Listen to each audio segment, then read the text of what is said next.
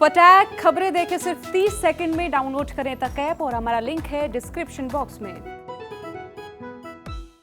नमस्कार, राम राम। मेरा नाम है सोनिया सत्यानीता और आप देखना शुरू कर चुके हैं हरियाणा तक। मुख्यमंत्री मनोहर लाल और डिप्टी सीएम दुष्यंत चौटाला की दिवाली के दिन 27 अक्टूबर 2019 को शपथ ग्रहण के साथ नई सरकार अस्तित्व में आई थी। प्रदेश में गठबंधन सरकार बनने के 2 साल बाद 2 नए मंत्रियों को मंत्रिमंडल में शामिल किया गया है। ये 2 चेहरे हैं टोहाना से जेजेपी विधायक देवेंद्र बबली और बीजेपी से हिसार विधायक डॉक्टर कमल गुप्ता। 2 मंत्रियों के शपथ लेने के बाद खट्टर सरकार में मंत्रियों की संख्या अब 14 हो गई है। 90 सदस्यीय विधानसभा में अधिकतम 14 विधायक ही मंत्री बनाए जा सकते हैं। मुख्यमंत्री ने शपथ ग्रहण समारोह के बाद ये भी कहा कि ये सरकार का पहला और अंतिम कैबिनेट विस्तार है। अब जिन 2 विधायकों को मंत्रिमंडल में शामिल किया गया है उनके बारे में आपको विस्तार से जानकारी दे देते हैं। पहले बात करते हैं हिसार से बीजेपी विधायक कमल गुप्ता की। बहुत कम लोग खाली हाथों और कच्ची पगडंडियों से सफर शुरू करते हैं और फिर शीर्ष तक पहुंचते हैं। कमल गुप्ता भी उनमें से एक हैं। साल 2019 में तो इनका नाम सीएम पद के लिए भी चर्चाओं में रहा था। कमल गुप्ता सूबे में संघ से जुड़े मुख्य चेहरों में से एक माने जाते हैं।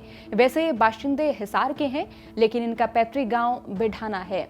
इनके पिता मनफूल सिंह गुप्ता डाक विभाग में काम करते थे और मां गृहिणी थी। तो यहीं से आप अंदाजा लगा सकते हैं कि एक निम्न मध्यम वर्गीय परिवार की आर्थिक स्थिति जैसे होती है वैसे ही इनकी थी। अपनी पढ़ाई के लिए इन्होंने कागज के लिफाफे बनाकर भी बेचे हैं।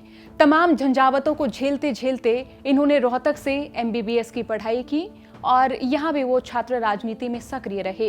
इसके बाद ये आरएसएस से जुड़ गए। इन्होंने 10 सालों तक सरकारी डॉक्टर के तौर पर काम किया और फिर इन्होंने अपना क्लिनिक खोल लिया। डॉक्टर गुप्ता राष्ट्रीय स्वयंसेवक संघ के बेहद करीबी हैं और उन्होंने मंत्री पद की शपथ भी संस्कृत भाषा में ली। हरियाणा कैबिनेट में देखा जाए तो हिसार और सिरसा क्षेत्र की पावर खास रही है। डॉक्टर गुप्ता के मंत्री बनने के बाद सरकार में हिसार की पावर 3 गुना हो गई है। इससे पहले हिसार जिले की नलवा सीट के विधायक रणबीर सिंह गंगवा डिप्टी स्पीकर और उकलाना सीट से जेजेपी विधायक अनूप धानक राज्य मंत्री हैं। डॉक्टर गुप्ता के मंत्री बनने के बाद हिसार को कैबिनेट में एक तरह से तीसरी सीट मिल गई है। डॉक्टर कमल गुप्ता ने बीजेपी के टिकट पर हिसार से 1996 में चुनाव लड़ा, जिसमें वो सावित्री जिंदल से हार गए। फिर वो 2001 में भी हारे और उसके बाद वो भाजपा के जिलाध्यक्ष बने।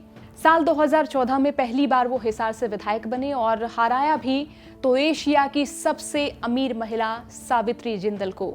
मनोहर लाल की पिछली सरकार में वो 2 साल तक संसदीय सचिव भी रहे, लेकिन बाद में उन्हें कोर्ट के हस्तक्षेप की वजह से हटा दिया गया था। 2019 में डॉक्टर कमल गुप्ता दोबारा हिसार से विधायक बने और सरकार बनने के 26 महीनों बाद उन्हें मंत्री पद और झंडे वाली कार मिल गई है। इनके कुछ किस्से आपसे साझा करते हैं। साल 1999 के चुनाव में इनेलो बीजेपी का गठबंधन था।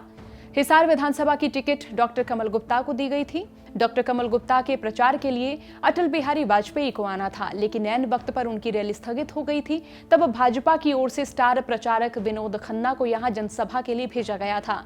उस वक्त भाजपा कार्यकर्ता उन्हें ग्रीन स्क्वायर मार्केट स्थित जनसभा में लेकर आए। यहां भीड़ कम होने के बाद भी उन्होंने करीब 35 मिनट तक जनसभा को संबोधित किया था। अपनी फिल्मों के कुछ चुनिंदा डायलॉग्स भी उन्होंने उस वक्त सुनाए थे। विनोद खन्ना ने कहा था कि इनका तो नाम भी कमल है और निशान भी, तो नाम पर वोट डाल देना या फिर निशान पर। एक और किस्सा आपको सुनाते हैं। साल 2014 का एक किस्सा है। 2014 के चुनाव में जिंदल परिवार ने कमल गुप्ता नाम के कई निर्दलीय उम्मीदवार भी चुनाव में उतारे थे। इतने कमलों के बीच बीजेपी के कमल के लिए वोट की अपील खुद प्रधानमंत्री नरेंद्र मोदी ने की थी। उन्होंने कहा था कि असली कमल गुप्ता को ही वोट देना। तो चलिए बात कर लेते हैं देवेंद्र बबली की। एक संपन्न परिवार में इनका जन्म हुआ और इनके दादा कैप्टन उमराव सिंह नेताजी सुभाष चंद्र बोस के साथी रहे। टोहाना के गांव बिठाई खेड़ा के निवासी देवेंद्र सिंह बबली यूं तो किसान और स्वतंत्रता सेनानी परिवार से ताल्लुक रखते हैं। ये 3 भाइयों में सबसे बड़े हैं। इन्होंने ट्रांसपोर्ट के बिजनेस से अपनी संपत्ति को बढ़ाया। धीरे धीरे उनका नाम टोहाना में ही नहीं बल्कि फतेहाबाद जिले के कई उद्योगपतियों में शामिल हो गया। इस व्यवसाय में उनके योगदान को लेकर ट्रांसपोर्ट एसोसिएशन ने उन्हें हरियाणा ट्रांसपोर्ट एसोसिएशन के प्रदेशाध्यक्ष की कमान सौंपी। साल 2014 के विधानसभा चुनाव में बबली ने आजाद उम्मीदवार के तौर पर चुनाव लड़ा था और उन्हें करीब 39,000 वोट मिले थे।